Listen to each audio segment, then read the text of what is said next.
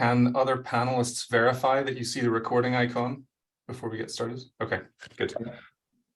So, folks, hello, and welcome to the Centre for Constitutional Studies panel on the legacy or the legacies of the Charlottetown Accord. I'm the director of the centre, Dr. Richard Maley, and I'm actually extra stoked to be here for this session because my introduction to the centre in, I think, August of 2020 was an invite to produce a podcast series on the Charlottetown Accord and the events leading up to it. So today's event is particularly close to my heart. And I should mention, by the way, that that podcast did come to fruition. So if you're interested in learning more about the Charlottetown Accord, you can find the podcast on our website, constitutionalstudies.ca, and you can also find it anywhere else that you get your podcasts. So that includes Apple, Spotify, Amazon, Podbean, you name it. You just have to search for Charlottetown and it should pop right up.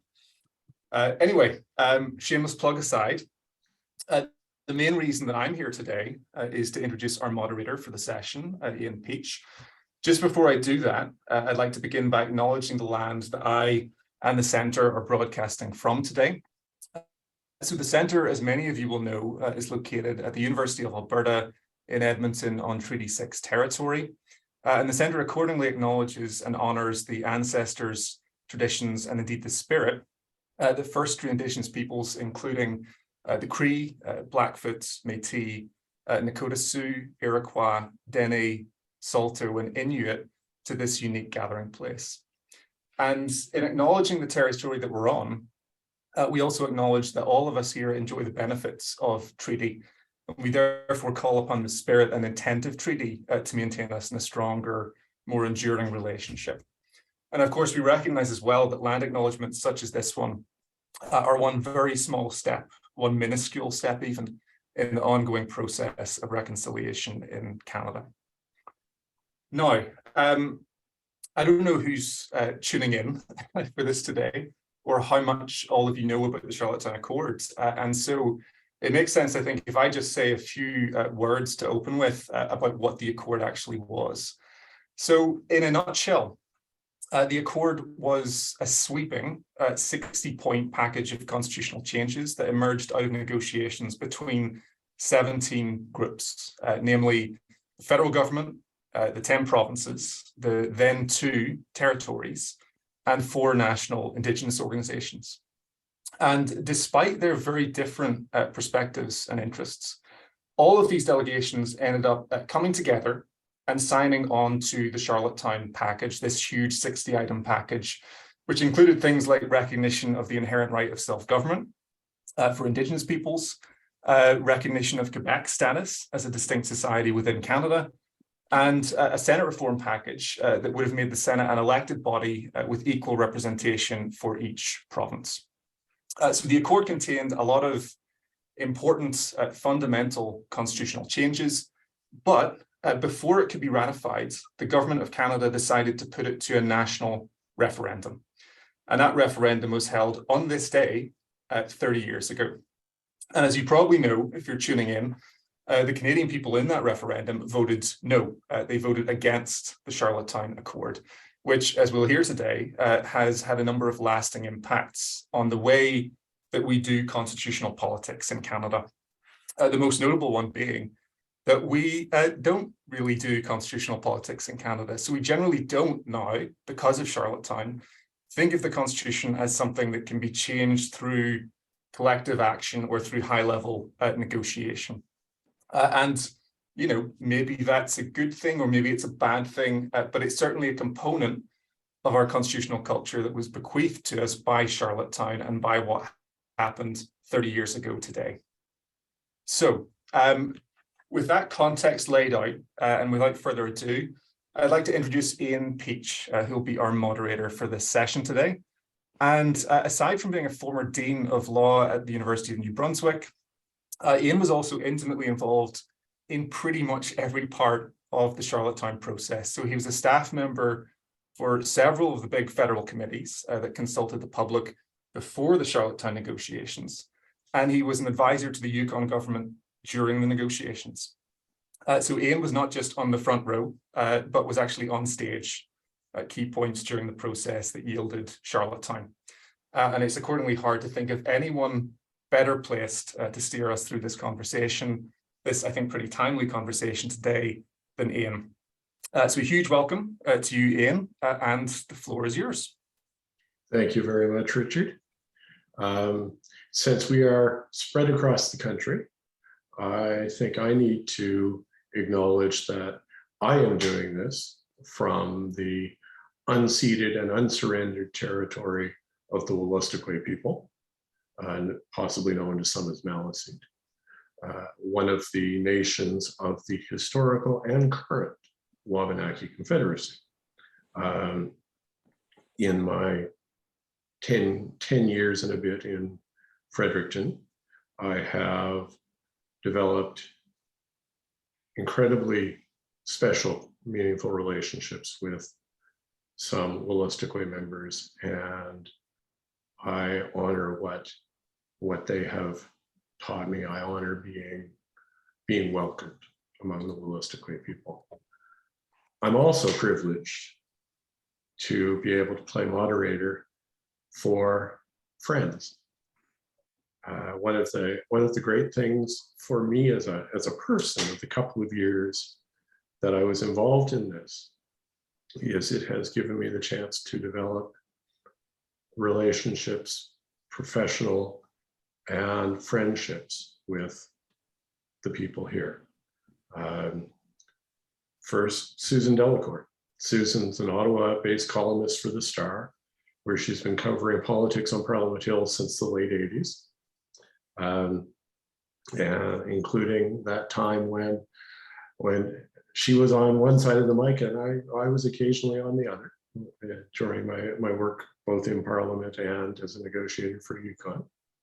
A political science graduate of Western University, she's written 4 political books, including Shopping for Votes, which was a finalist for the 2014 Hillary Weston Writers' Trust Prize in Nonfiction.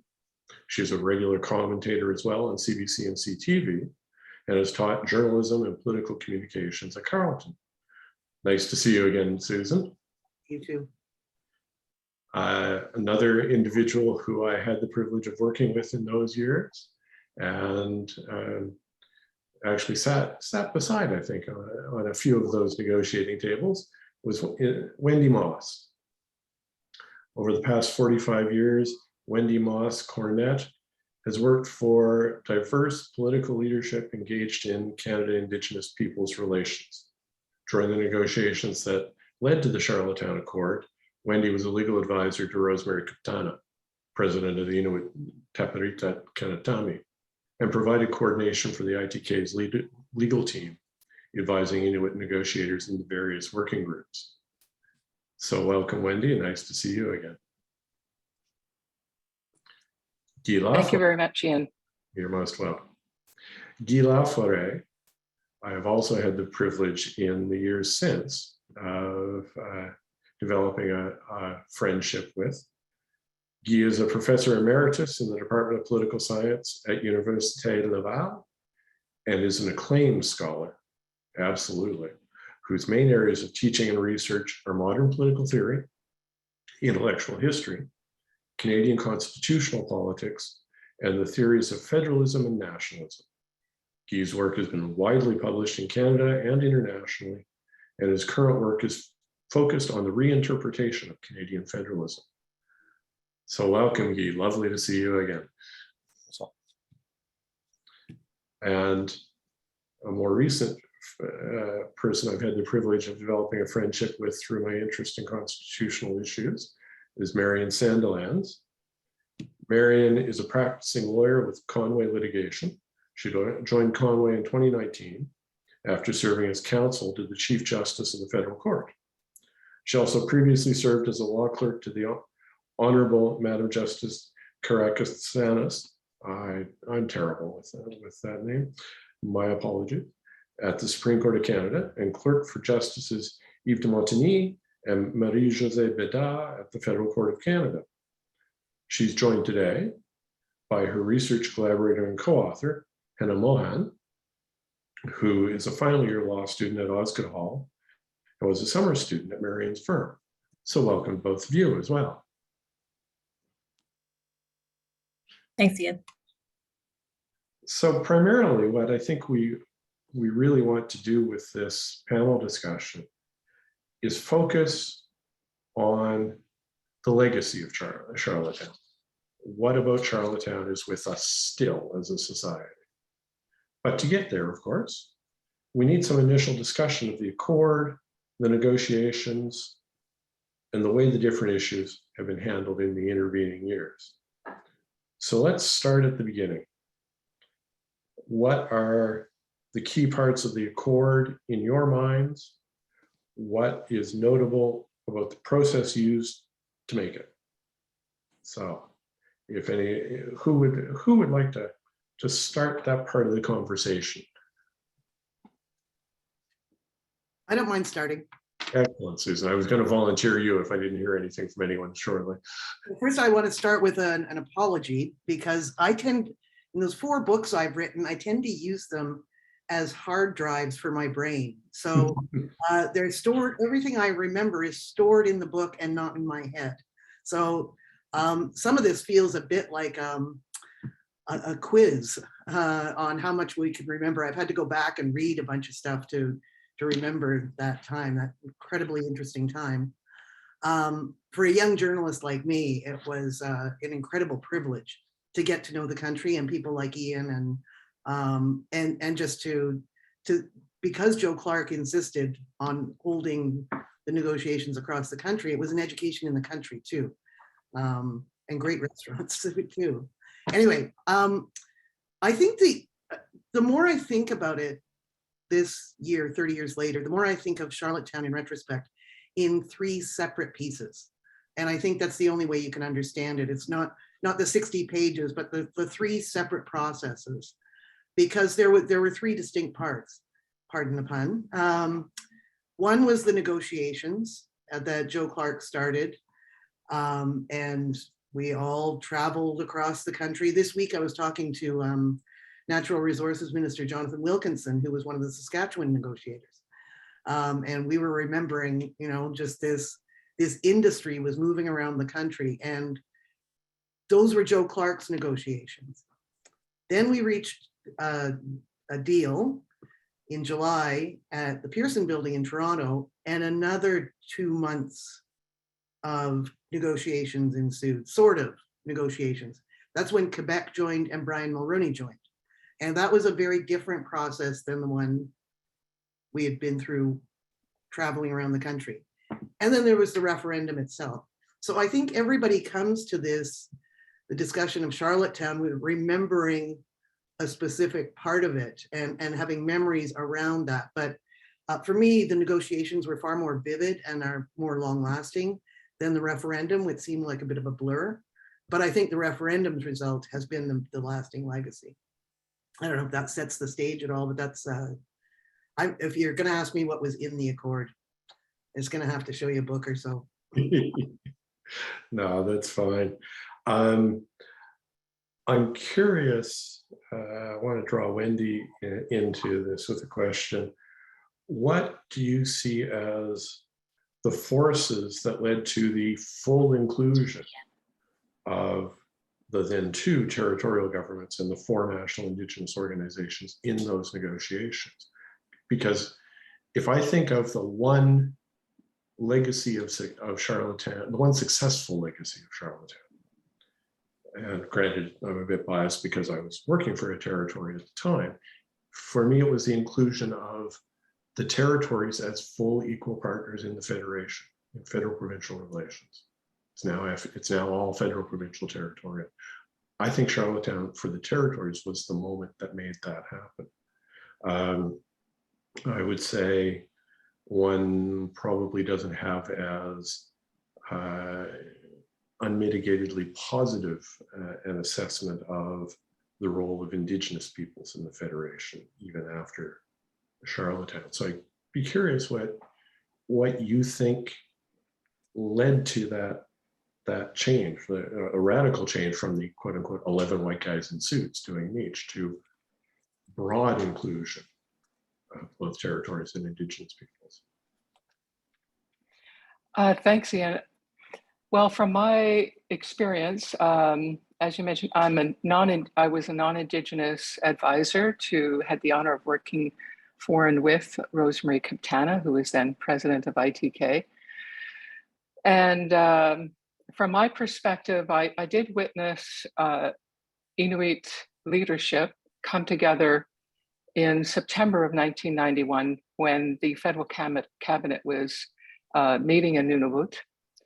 And the Inuit leadership developed a position paper in September of 1991, which they titled the Pangnirtung Accord.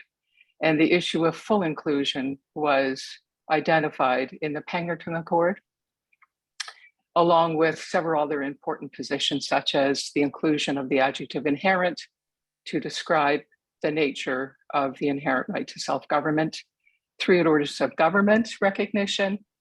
There were several key positions early on in September 1991 that the Inuit leadership across all of their Inuit Nunavut, as we know it now, had coalesced around, and inclusion was one of those. So certainly the Inuit negotiators had a very clear, explicit, unqualified mandate to go after full inclusion, and they did. And I don't know the process that led to similar positions on the Assembly of First Nations side, because I wasn't working there at that time. However, there was a lot of solidarity as well. So there was, I think, another key factor in the success of the negotiations, the negotiating skills and the success in achieving many of their objectives was the solidarity between Indigenous peoples. And I certainly witnessed a very amazing, excellent working relationship between Rosemary Kaptana and Ovid Mercredi, for example. And their persistence in being very clear and not accepting anything else when they had a first meeting with ministers on the issue of inclusion. And it was pretty tense. In fact, as I recall, there were no advisors in the room when that issue was being discussed and decided upon. And when Rosemary and Ovid and other Indigenous leadership came out of the room, they had secured that full inclusion. Thank you for that. Guy, I wonder if I can get your perspective on the question of what impact the Quebec government's decision to opt out of the talks through the Clark process, the first of the processes Susan described, until midsummer when they went to the First Minister's process, had on the negotiating dynamics. What effect the opt-out, and then after moving to the First Minister's process, what effect the involvement of a Quebec delegation at that point had on the outcome. Thanks, Ian, for this. And 30 years later, on that day, I'm like Susan. It is difficult for my mind to really remember exactly everything. But in about a minute, Ian, I'll do my best. First, I speak to you from somewhere on the European continent tonight. I'm in Madrid. But I'd like to acknowledge my gratitude, my debt to Alberta and to the Center of Constitutional Studies. I became a teacher of political science, yes, through a graduate degree from McGill, but I learned how to teach at the University of Calgary in the late 1980s at the time of Meech Lake. And over the years, I have had many opportunities to work with the center, including the McDonald Lecture, I think in 2010, which talked about how Quebec has seen these issues over the years. So first and foremost, my voice is one among many, and I claim no monopoly or truth on interpretation. But overall, Charlottetown was more or less doomed from the beginning in Quebec, no matter what the content was in the context of the failure of Meech Lake. The choices that were made by Quebec with the Bélanger-Campeau report in March 1991, and how, as a sort of magician of politics, Robert Bourassa, the premier at the time, tried to buy time to to avoid, if at all possible for him, something like a second sovereignty referendum. So I guess that, of course, speaking 30 years later, he more or less had no other choice than not participating in the first round. And possibly, I say this possibly, but like the prime minister, wishing that the whole thing failed. I think Boassa and Mulroney, though I wouldn't bet my left or right arm on this, sort of thought that that would fail. So they were surprised when it didn't.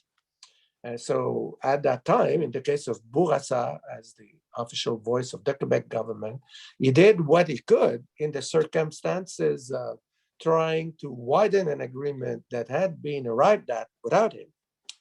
And this, he did what he could, and he got a couple of things, including with regards to representation of Quebec in the House of Commons in the latter part of the negotiations. But still, the agreement that was arrived at, and Susan mentioned many of the stages, but the agreement that was arrived at in late August, technically speaking, people will recall, was incomplete. And the referendum campaign started without the full publication of the legal documents coming out of the Charlottetown Agreement. If I recall properly, these legal texts became public on October 9th, so about 2 weeks prior to the referendum. So in a way, in Quebec, Charlottetown was doomed essentially from the beginning. And now 30 years later, when you look at the content from the perspective of, say, the theory of comparative federalism, it is fully possible to identify many ways in which, had it been adopted, the Charlottetown Accord would have reinforced some of the key elements that deal with federalism in the Canadian Constitution. But from the perspective of Quebec, for internal political reasons, it was doomed from the start. I must say, thank you, Guy. I must say, I tend to agree with you. I'm rather a cynic about Brian Mulroney. And I suspect, frankly, I always suspected that Mulroney's hope was that the Clark process would fail. And he was quite shocked when it did not. I think I want all of you to explore a little bit the challenges as you see them of having all these different players, including some new players, territories, Indigenous peoples, advance their agendas, including recognition of the inherent right of Indigenous self-government. How did they do that? How did the delegations manage to advance their agendas and play Lincoln politics? And how did Joe Clark manage to keep it all together so it didn't fail? It was a little bit magical, I think. Again, I was talking to Wilkinson about this yesterday too. He said he remembered when he got into the room the first day and thought, there is no way we are going to knit this all together. And I think there was a lot of goodwill created and an idea that, these were all the grievances that had arisen during Meech about all the people who felt left out of the Meech deal. And let's put it all into one room and let's write a narrative for Canada. And I think it appealed to the statesmen and the romantics in all of them. And I think there were a lot of people playing brokerage roles around that table too. I do think of the government of Saskatchewan. I think Alberta, Jim Horsman, very interesting character in this, and Alberta definitely carried a lot of this. Clyde Wells, who had been, I think, sort of burned by Meech, sent Ed Roberts in there instead. And having an Ed Roberts, who was, again, a statesman and a diplomat himself, I think that because Meech had left such a searing mark on the political class, the politicians knew to sort of stay out of this. And Bob Ray, of course, incredibly helpful in all of this. Bob Ray's, I was just, I actually went back and got this book where he writes that he thought there was so much, there was something for everybody in Charlottetown. Why would you hate it? You know, that everybody got something in it. But what he failed to appreciate, he says in the book, is that there was also something for everybody to hate in it. You know, that's the price of inclusion, was that it gave everybody a target. And again, my conversation with Wilkinson yesterday, he says he often wonders what would happen, because Reform Party leader Preston Manning went through a bit of a debate with himself about whether he was going to support it or not. And had he supported it, would it have turned out differently? You know, that, again, I'll just do another book recommendation. It's a new one out. I highly recommend it. It's Tom Flanagan's new book on the 1993 election. But in it, he has to describe what happened and in it, he describes how all of the forces that assembled on the no side in this are still sort of coalesced today. The West, the urban-rural split, you know, even yeah, Central Canadian elites, all of that is still bubbling around in our politics today. And it was a real foreshadowing. I may be getting ahead of myself in the conversation here too, but I think it was the sheer scale of this thing that made it ambitious for so many people, but also made it, as Bob Ray writes, so easy to hate. I also think you're right, Susan, that it took a special, possibly magical moment, class of statesman and romantic, and I think Joe Clark embodied both. Yeah. A man of deep decency. I still remember one of my personal reminiscences was when we took the traveling roadshow to St. John, New Brunswick, and everybody from Whitehorse said, "I'm not traveling all the way to St. John, so you're going to be the delegation, Ian," because I was in Ottawa at the time. So I actually sat at the minister's table that day, and I very cautiously, at one point, I thought, I need to say something, but I'm just an official. I don't have status here. So I very cautiously kind of raised my hand. And Mr. Clark said, "Mr. Peach, do you have something you'd like to share with us?" And he gave me the opening to speak as an official at the minister's table. And when I was done, he thanked me. That's just a decency, and that gets you a long way in negotiations and in politics. Can I tell one more story about that?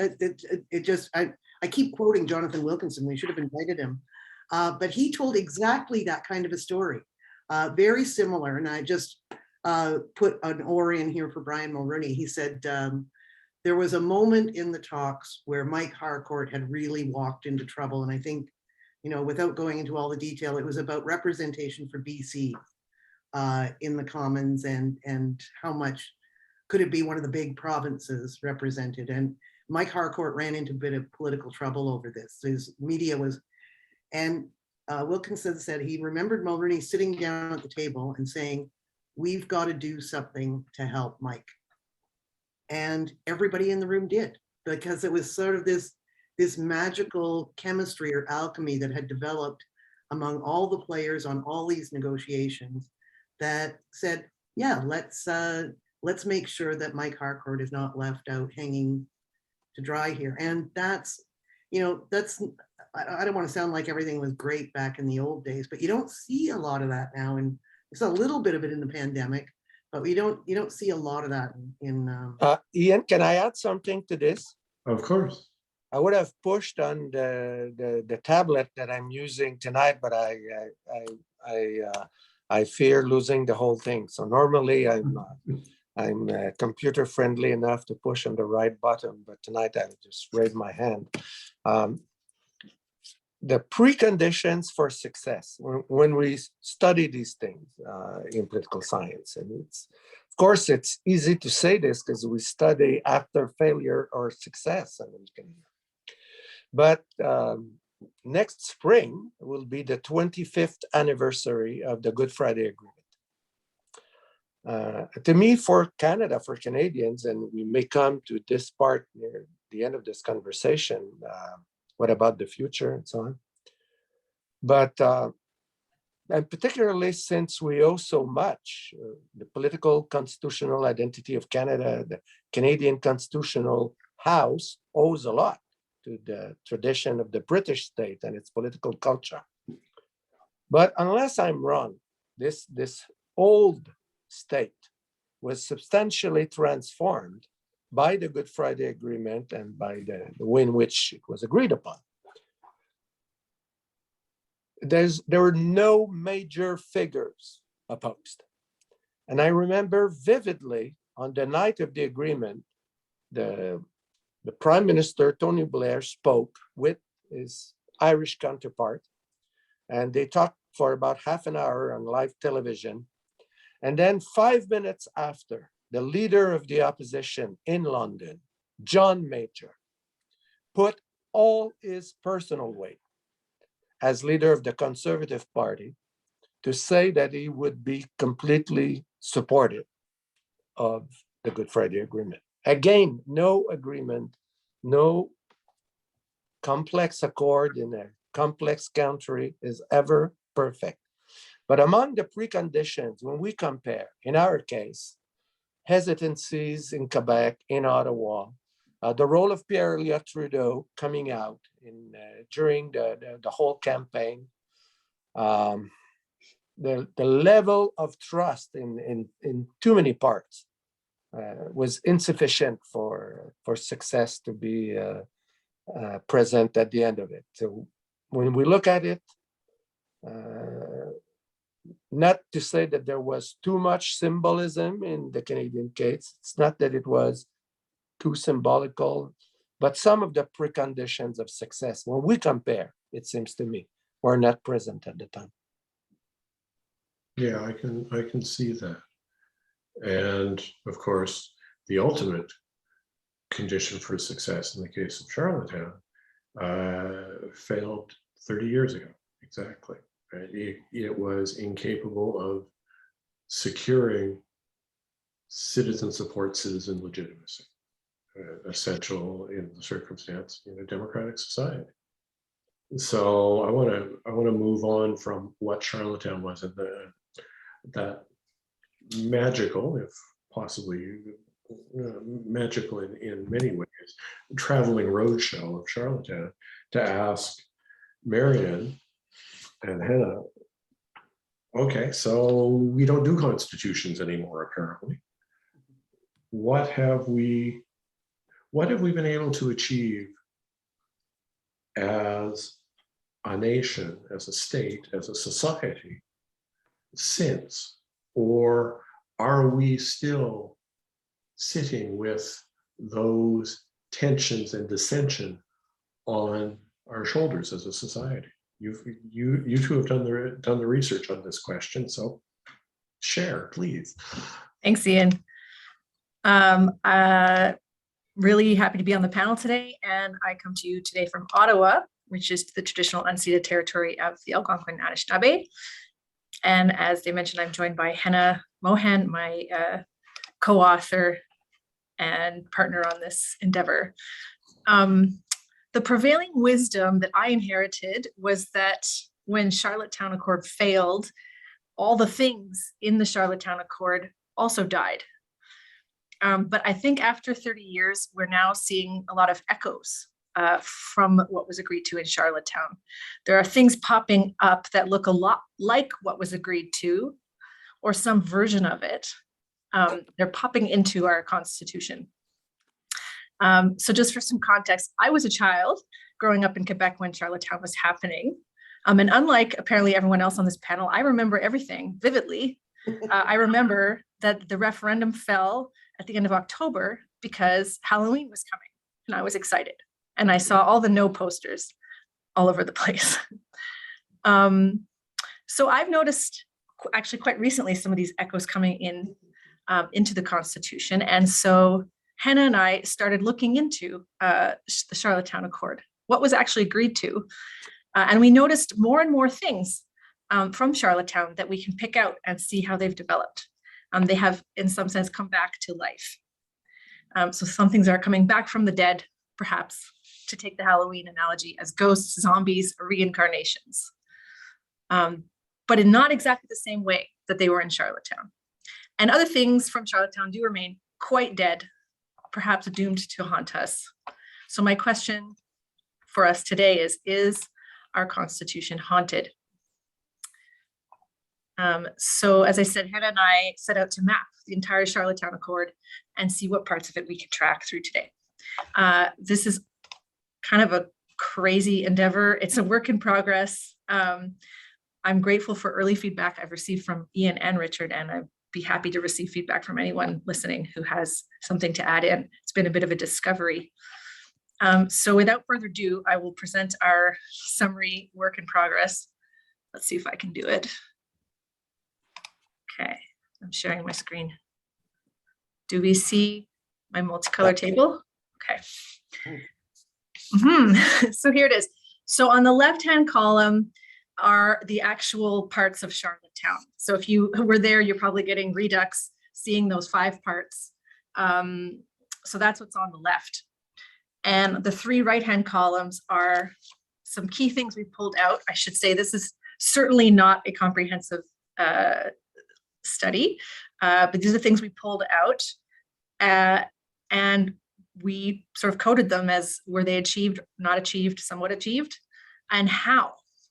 So the how is things like jurisprudence, in one case an actual bilateral amendment, in other cases through agreements, legislation, unilateral action by provinces. So this is our preliminary map. Obviously, I can't take you through it all, but I just want to walk through some highlights to give you a flavor of what you think is going on. So there are 4, and I should say green is for achieved, orange is for partially achieved, and red is for not achieved at all. There are 4 things that we think, well, yeah, that's been achieved. And it's interesting to pull them out. So the first one there, the recognition of the equality of the linguistic communities in New Brunswick. Adding section 16.1 to the charter, that was done in 1993 through a proper bilateral constitutional amendment between Canada and New Brunswick. So that part was taken out and actually followed through on. The other 3 greens were achieved through Supreme Court decisions. So for example, the entrenchment and the composition of the Supreme Court of Canada, I think was achieved in 2014 with the Supreme Court's decision in the Nadal reference, the Reference Free Supreme Court Act. Another interesting one is Charlottetown was going to officially repeal the federal power of disallowance, which is the power, this is really for constitutional law aficionados, but there's a power in the Constitution that the federal level can actually block provincial legislation. And Charlottetown was going to repeal that. And then in 1998, the Supreme Court in the secession reference all but repealed it. They said, oh, it's most likely fallen into disuse. So that now stands for the proposition that the power of disallowance is more or less defunct. Another one has to do with the recognition of Métis as falling under federal jurisdiction under section 9124 of the Constitution. That was to be explicitly recognized in Charlottetown. And then in 2016, the Supreme Court recognized it in the Daniels decision. So those are 4 examples. Mind you, if I can step in there for a second, Marion, it's true, but it took 16 years. Well, exactly. So exactly. So the rolling of time is only one difference between something having been recognized in Charlottetown and then eventually recognized through jurisprudence. So these are sort of backdoor, maybe alternative, I don't know what to call them yet, ways that parts of Charlottetown have come back. In the partially achieved category, this one's a lot messier, and I certainly can't touch on all of it.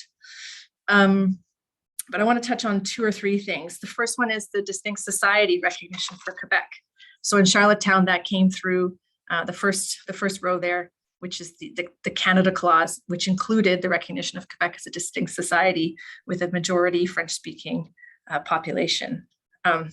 There's a very long history of this, which I'm hoping Guy Laforêt will also fill us in on. But it was one of the main proposals for Beach. It was certainly on Quebec's agenda for Charlottetown. So that recognition didn't come through in Charlottetown.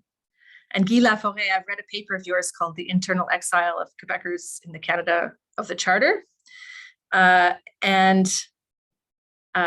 It's wrapped up also with Quebec's, with the patriation of the Constitution without Quebec's consent and the imposition of the Canadian Charter without Quebec's consent, and the damage that has caused in the misunderstandings between, let's say, Quebecers and other Canadians about what this means in Quebec. Anyway, in 2009, Guy, you wrote, this issue's not over. We had the recognition of Quebecers form a nation in 2006 in the House of Commons. So that's maybe a partial achievement of that. But Guy, you wrote, quote, "One day in the future, the question will resurface and it will be part of the constitutional doctrine of a future government of Quebec." And I think you've been proved absolutely right. So in 2017, for example, the Couillard government in Quebec, which is a Liberal government, put forward a package of constitutional proposals, which the number one of them was recognition of Quebec in the Constitution. And of course, that conversation never really got off the ground. The door was kind of shut to that. And then in 2021, we see the tabling of Bill 96, which includes the first ever attempt by a province to unilaterally add text into the Constitution Act 1867 to recognize Quebecers form a nation, and the sole and common language of that nation is French. So I see there a thread, an echo, a ghost from Charlottetown that's come back in a very different form. I have a forthcoming paper, which I can't get into today in too much depth, about Quebec's use of the notwithstanding clause and the relationship I see there between this whole story and what we're seeing now today in Quebec with the notwithstanding clause. And I will kick it over now to Henna to discuss the not easy at all topic of the inherent right to self-government for Aboriginal peoples. Henna? Thanks, Marion, and thanks so much for having me here today. I likewise was not around when, actually I think only one on the panel, not around when Charlottetown came around, but I think it just adds this additional level of excitement. So I will try to keep this short and sweet in what I know is quite a large topic, but ultimately, progress surrounding what was promised in Charlottetown, including the inherent right of Indigenous self-governance, has been now occurring on a much slower, more costly, and an incredibly piecemeal basis. So rather than most Indigenous groups having their rights recognized and affirmed in full through political negotiation, they must now fight for these rights in our court system, pretty much one Indigenous group at a time. So what becomes clear is this categorical difference that exists between wholesale recognition of some Indigenous rights at the political level versus now incremental and uncertain victories with the judiciary.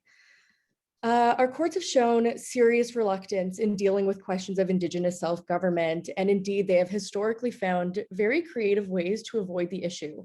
So we've seen this quite vividly in Supreme Court decisions like Delgamuukw or Pimaginawan. However, we wanted to flag 2 important cases of Indigenous self-governance that are about to fall squarely before the Supreme Court this year, or maybe early next, with little room for avoidance. These cases, Dixon and Vuntut-Gwitchin, coming out of the Yukon, as well as the Bill C-92 reference in Quebec, will ask our highest court to decide on issues that would have been resolved under the Accord, such as the applicability of the Charter to Indigenous self-government agreements, as well as whether the recognition of an inherent right of self-government constitutes unlawful constitutional amendment. So these decisions become particularly important when we think of instrumental tools like the United Nations Declaration on the Rights of Indigenous Peoples, or UNDRIP for short, which is an international instrument with arguably normative legal force in Canada that has emerged since Charlottetown. This instrument acts as a universal framework that sets out the minimum standards for the survival, dignity, and well-being of Indigenous groups, and may potentially bolster claims to inherent rights of self-government in Canada. Indeed, both of the cases I just mentioned actually make explicit mention of UNDRIP at the appellate level, so it remains to be seen whether the Supreme Court will find this post-Charlottetown tool persuasive. So Vuntut Gwitchin and the Bill C-92 reference appear to be moving the dial closer towards the promises that were thought to have died with Charlottetown. However, what we're seeing now is the aftermath of the Accord is still very much unfolding in the present day and really doesn't show any signs of stopping. Thanks, So Hannah. yeah. Thanks, Hannah, so much. Ian, I've got a couple more things to point out, and then I promise I'll throw it back to you. In the partially achieved category, one thing I've noticed is that a number of things have been partially achieved, but much better for Quebec, much more close to being achieved for Quebec. So for example, the limits on federal spending power and the ability to opt out has worked a lot better for Quebec, working bilaterally with federal provincial agreements that they've almost, I think, got to where they wanted to be. And similarly, there was a process set up for provincial nomination of Supreme Court judges, and the provinces were going to be submitting lists to the federal government for nomination of judges. That's happening now in Quebec, not in the other provinces. Most notably in the not achieved category is, of course, the Senate package. This was, and I think this is significant for the politics we see today, because the Senate package was the West's main demand, from what I understand. So whereas we see Quebec's interests having been advanced through other means, and we see jurisprudence recognizing something closer to Indigenous self-government, I don't see a lot of development when it comes to what the West was looking for in Charlottetown. One final thing to watch for is that Charlottetown included a guarantee for Quebec of 25% of seats in the House of Commons, which died with Charlottetown. But the Premier of Quebec has recently just asked for that exact change to be made. So that hasn't died at all. It's still very much in people's minds. Maybe I'll leave it there for now. So that takes us to the core question for today. What is the legacy of Charlottetown? As I look back on it, we seem to have, in conventional wisdom in this country, a pretty strong taboo on amending the Constitution. And I wonder, for instance, for all of you to comment on what that taboo has done to the ability of our political leadership to resolve political disputes within the Federation, and the ability of us as a society to express and engage in democratic political dispute. What do recent challenges to constitutional status quo tell us? Are the forces that came into play in trying to resolve tensions through the Charlottetown Accord still sit with us? Do we know how to resolve them?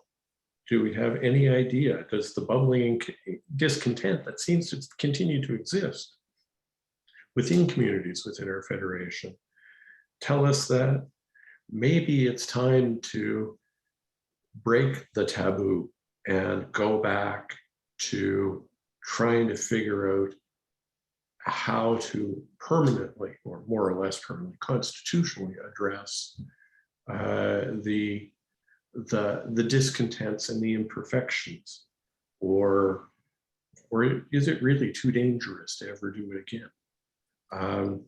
What do folks think on this? We'll start with you, Guy, and then maybe I'll ask Wendy second. Thanks. I'll go swiftly on two counts. First, what have three referendums to Quebecers, for instance, 1980, 1992, and 1995? What have they taught?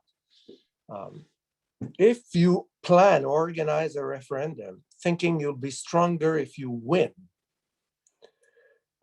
then you should accept that in all likelihood, if you lose, you'll be weaker. Now, who is weaker? I'd say the leaders who make the proposal, their political parties, and the whole society behind it.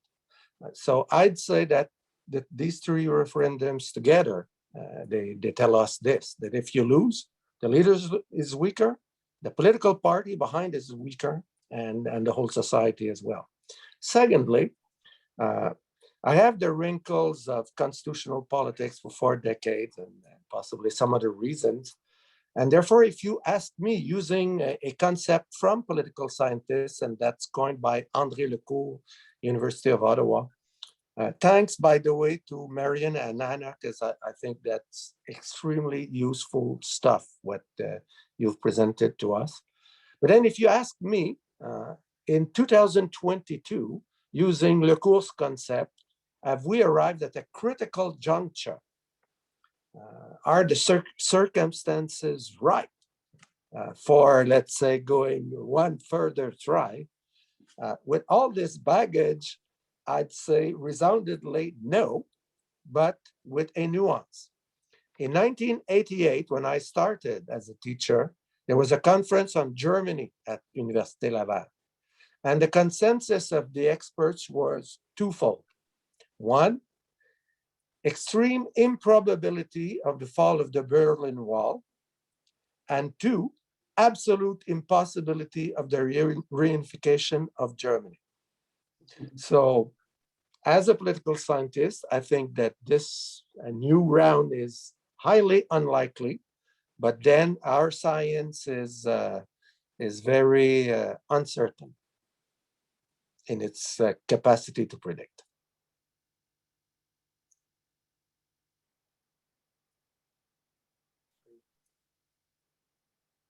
Thank you, Guy.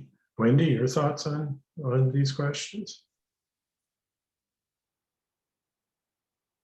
Sure.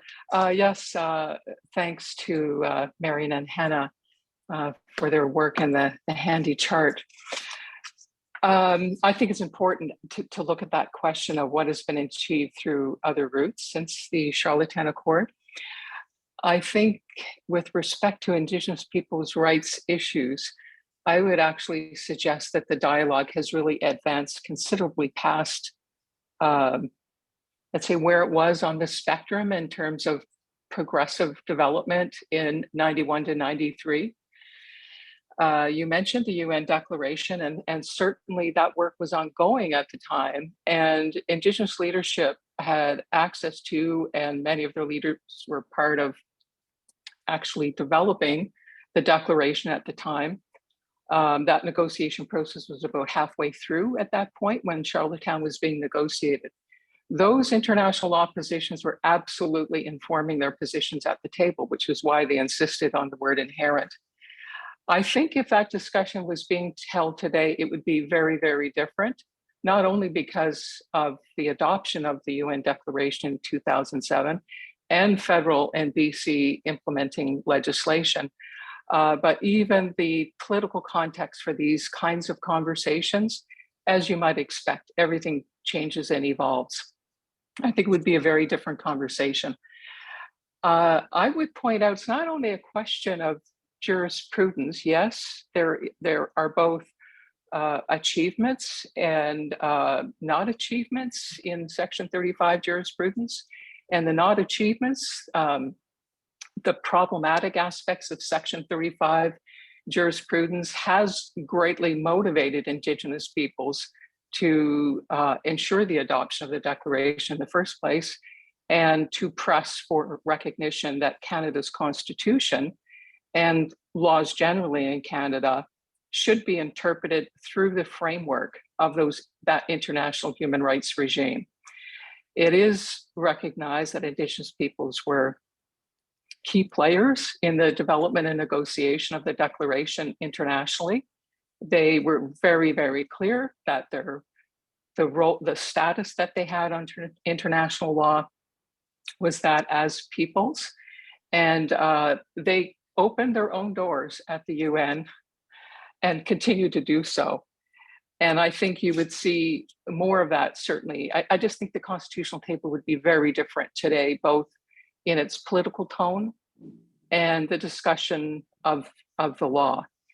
I would point out there are other areas where things have been achieved through other routes. So for example, there are some very significant First Nations-led legislative initiatives where, it's an interim tool. It's not considered, the grand kahuna of solutions to anything, but there are various sectoral and regional legislative initiatives that First Nations people have created and ensured were adopted by federal parliament.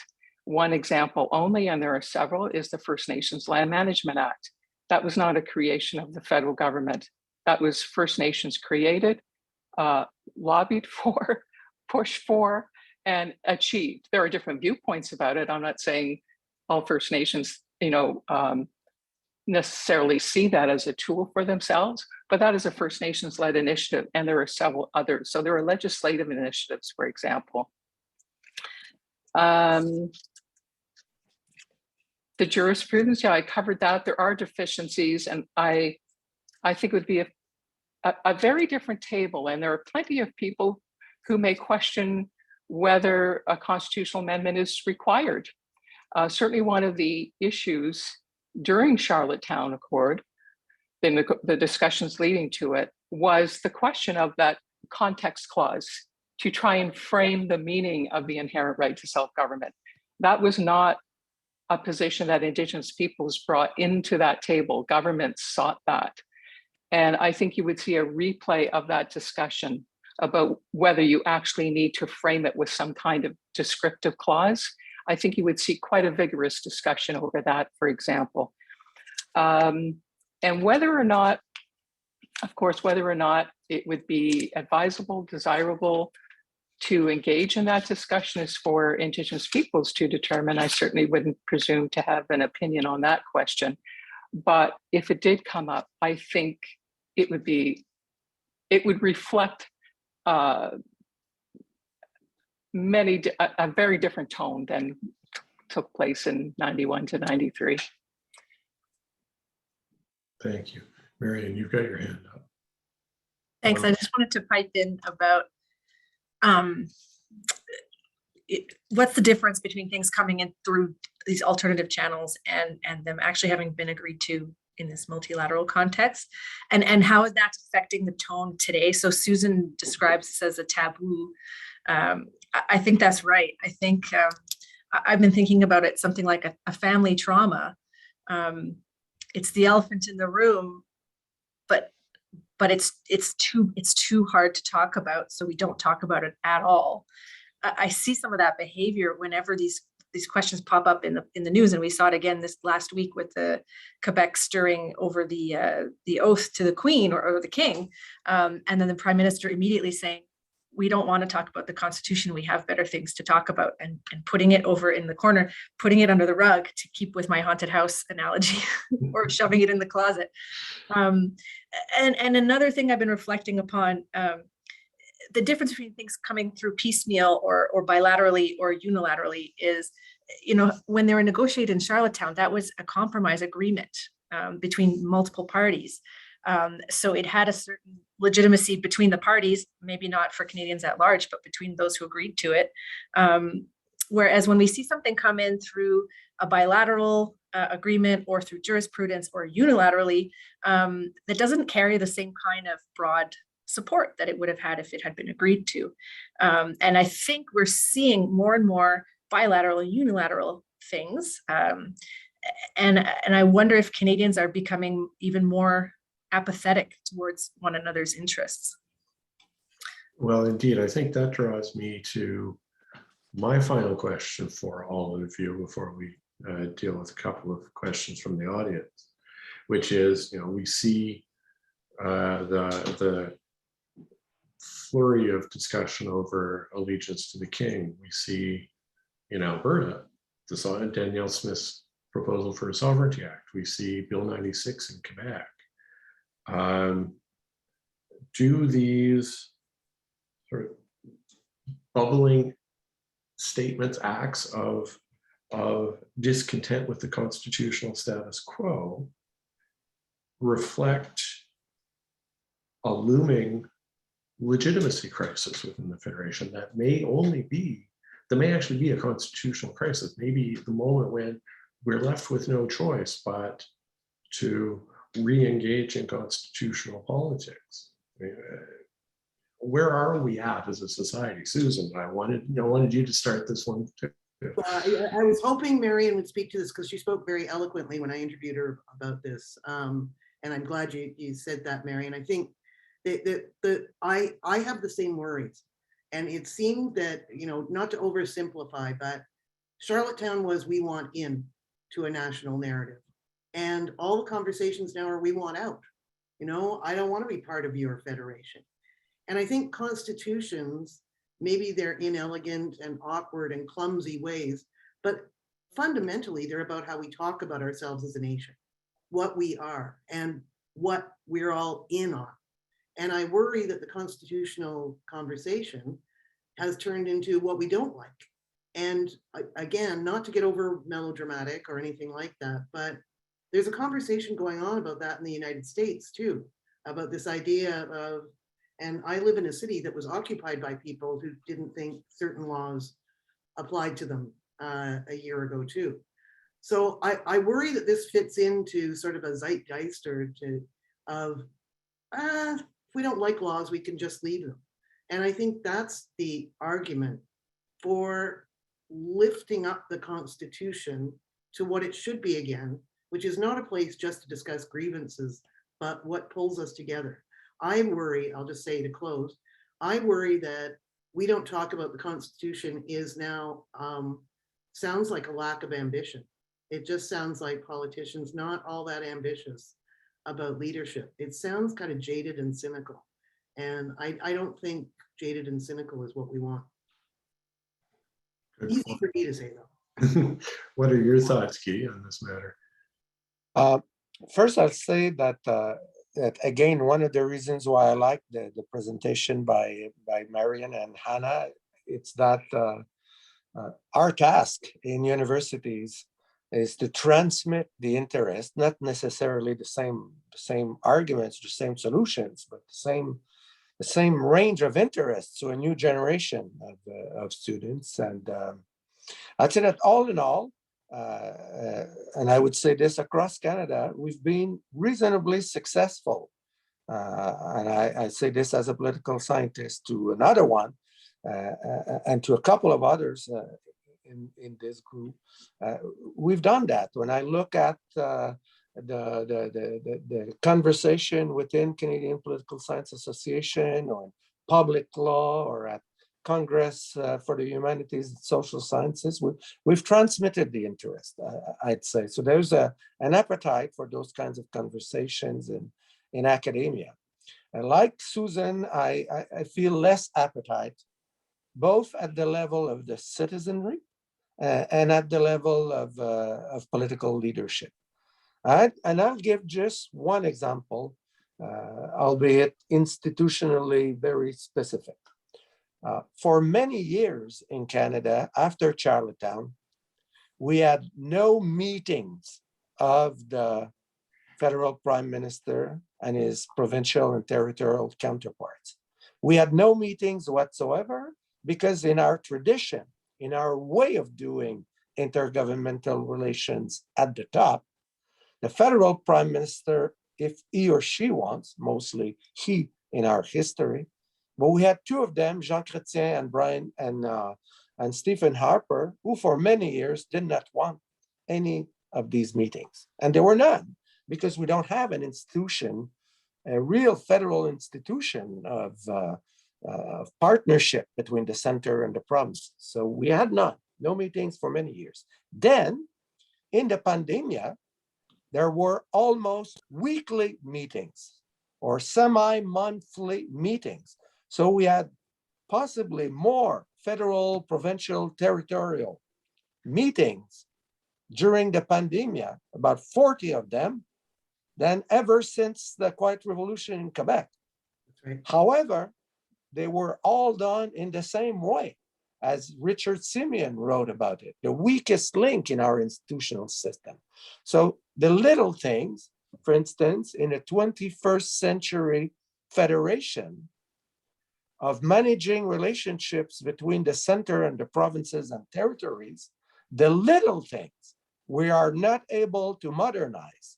So it's possibly it's understandable that citizens will be very, if not apathetic, at least doubtful, when even in a context of a global pandemic, we are still unable to run at a professional level intergovernmental relations in the country.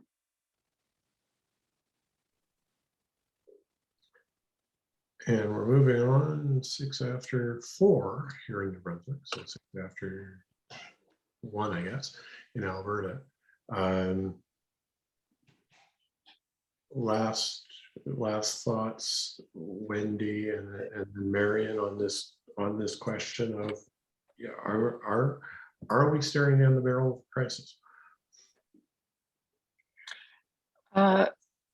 Well, I would suggest it's also, as I think some others have indicated, it's not just what's in the Constitution or not what's in the Constitution, but how we talk to each other among peoples and regions in Canada.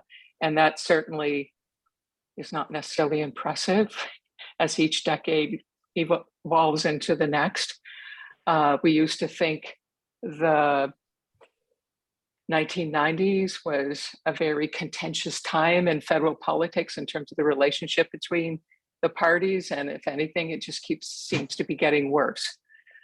And in terms of the intergovernmental ministerial meetings, certainly that nadir or apex of achievement for Indigenous peoples with full inclusion in all aspects, all the topics discussed during the Charlottetown Accord, has taken a very big, deep step backwards. So having had the honor of working with former National Chief Perry Bellegarde for 6 years or so, I spent a fair amount of time making the case at the officials level that there should be full inclusion, including any senior officials meetings leading up to ministerial level meetings, where Indigenous peoples chose to want to be present. And there was a very inconsistent outcomes in that regard. I can say that with what I witnessed, the current Prime Minister Trudeau, and his ministers and officials really did go to bat on a number of occasions to try to open up those doors. Unfortunately, one of the things that has happened has been to ingrain what I call a segregated meeting format, where you invite national Indigenous leadership to attend the first half of a meeting, let's say half a day. And then you make very, very clear they are specifically uninvited to the rest of the meeting. I have been at those meetings and it really is appalling. I have no other word for it. Appalling to see that happen in this day and age. It's pretty much, and don't let the door hit you and then you know what on the way out. It is insulting, it's offensive. It is something they really need, I would say ministers of every stripe, political description, need to come to grips with. It is completely inappropriate in this day and age. It tends to happen. So for example, if a national leader like Mr. Bellegarde happens to have a relationship with a federal minister or a provincial co-chair, you can see some opening up. But if it is, let's say, a less friendly government co-chair, you will see it closed. And I can't tell you how challenging it is to try and prepare someone as talented as Perry Bellegarde to go into a ministerial level meeting and you've been shut out of the senior officials meeting. It's like working in the dark. I mean, yes, we do it, we've done it, but I don't get why it's necessary. And there have also been meetings where we were told, literally told, that certain provincial governments said, if the Indigenous peoples are at that meeting, we won't be there. I'll close my remarks on that point with that. You can see that's one of my little soapboxes. I just find it unacceptable. Fair enough. Marion, your thoughts on whether we're seeing a looming crisis? I don't know what to call it, but I think it's the I'm really stuck on this family trauma analogy because Wendy, what you were describing reminds me a lot of the type of family where you can't get everyone together at a wedding. You know, mom and dad can't be in the same room together. So you have to have, you know, mom over here for an hour. You know, we can't all get together. And that kind of thing isn't easily fixable. There's no easy fix to that. So I also think of it as a foundation, or maybe let's go back to the haunted house. It's kind of rotting. And it's not just the legal side, but the political culture, I think. So I don't know if crisis is the right word, but I don't think it's a direction we want to continue down. Yeah, good point. So when I look at the audience's questions and comments, just to finish up the session, I see I've got 3 here. The first is taking us back to the history. Guy, you made the point that Charlottetown was essentially doomed to failure in Quebec from the get-go. The first question, I think, is essentially a follow-up on that. What were Quebec's objections to the agreement? So what would you describe? Just to make sure that I understood, what were Quebec's objections to the Charlottetown? Yes. Again, they were, to the best of my recollection, and again, my brain is getting tired today, I must confess. They were both substantial and procedural. Okay? Like the whole thing that I mentioned that I do recall very well, that the agreement that was arrived at in late August, the fine print of this sort of was made public in early October. That procedurally, that's terrible, and I think that complexity and lack of transparency in circumstances that are understandable considering the whole scope of the thing in question, but it was procedurally not mature in August, so that was an easy way to attack. Beyond that, it's what Susan said. So there's so many things that there was an angle to attack everything. Distinct society, too specific, too a sort of narrow definition of what Quebec is as a distinct national society, limited to a number of things explicitly mentioned.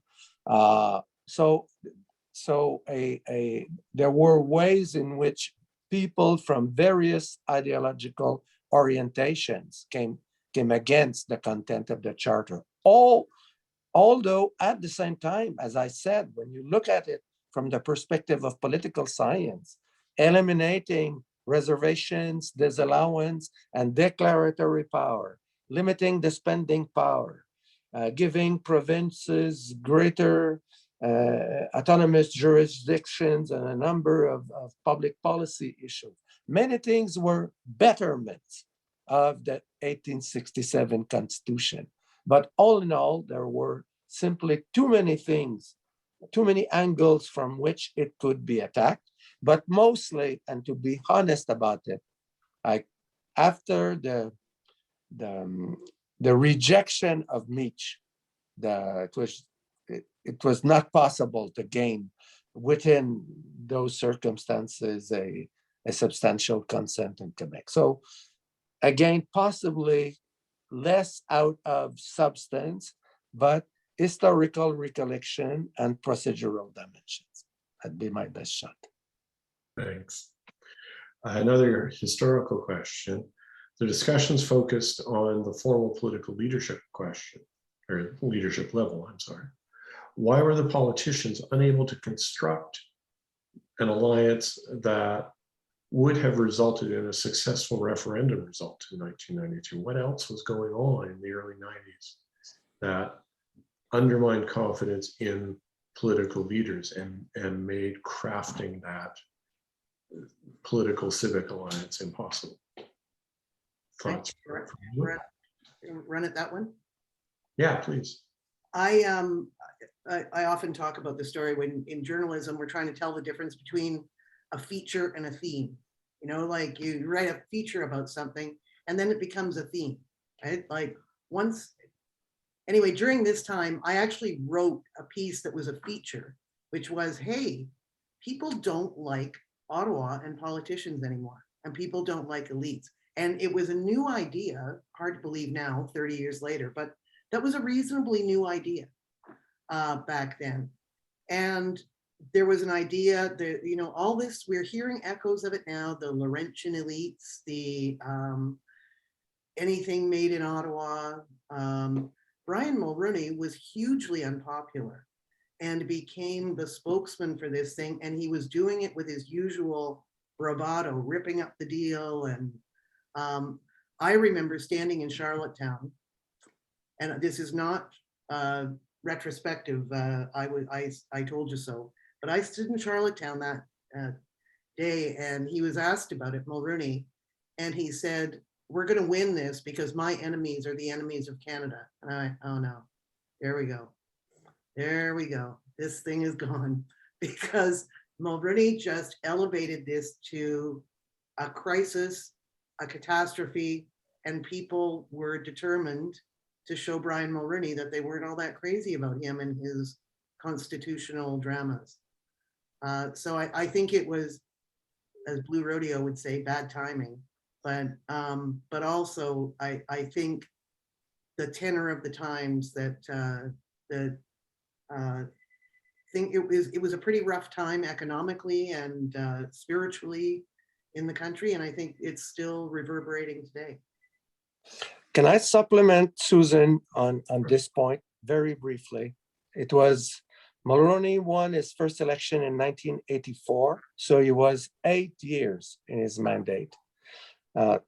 Back to Britain, Tony Blair elected in 1997 and the Good Friday Agreement 1998. It doesn't explain everything, but I think it's part of the reality. Yeah, yeah. Fair point. Another question with a comment. There's an important difference between self-governance and Indigenous governance. The Canadian state, academics, legal scholars seem to have trouble recognizing that. Do you think this lack of understanding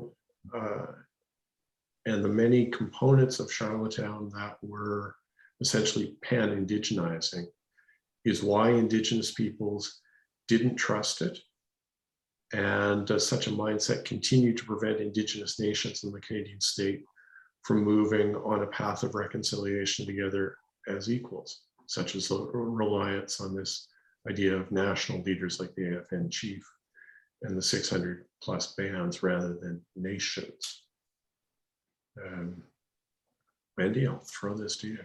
Yeah, well, I was not working for the Assembly of First Nations at the time, so I won't speak to the dynamics of how that landed in the First Nations community in all its diversity.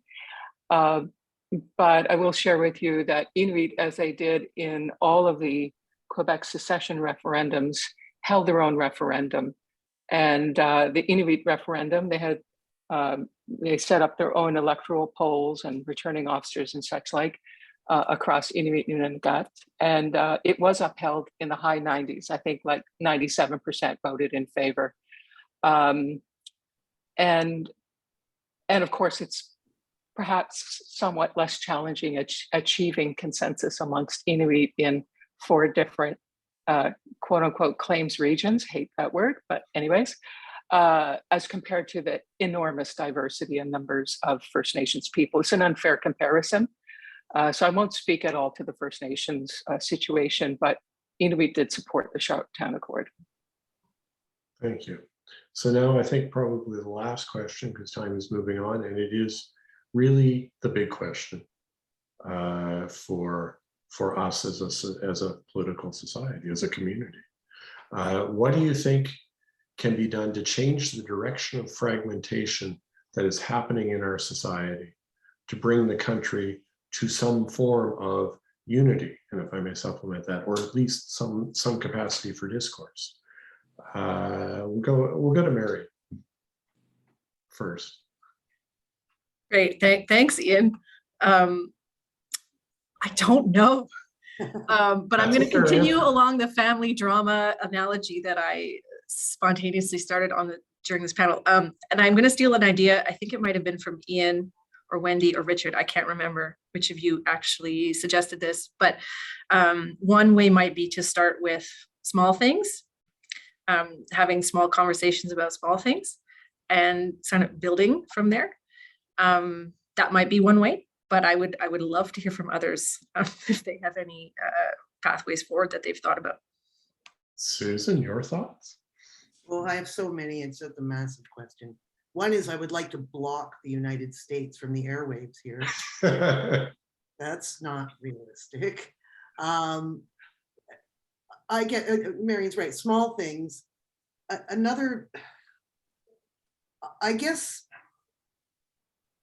no, I'll pipe back in. I want to have a fully formed thought on that if I have a chance to. Okay, Guy, any thoughts? Okay, I'll answer first rhetorically. Okay, so your question is, well, it starts with the premise, possibly we are a very divided country, and possibly we've been made even more divided by, say, number of constitutional failures. Now, two of my students, and I'll give their names, Félix Mathieu, who teaches at the University of Winnipeg, and Evelyn Brie, who now teaches in London at Western University in Southern Ontario. They wrote a book entitled Canada, a Divided Country, that will be very shortly published in English. And so those are two of my extremely bright students, and I read their book. I'm proud of them. But then, and I told them this in a conversation like the one we're having. Okay, we're very divided. Could we say that should we think, and each and every one of us can ask the same question? Okay, are we more divided than the United States are divided? Are we more divided than Spain, the country in which I am right now, is divided, or the UK, or France, or Germany? And to summarize the point, in the early 21st century, in the extremely complex, volatile, environmental and strategic world in which we're living, the countries that are significant others for us, possibly they're all as divided, if not more divided than we are. So that's the oblique answer.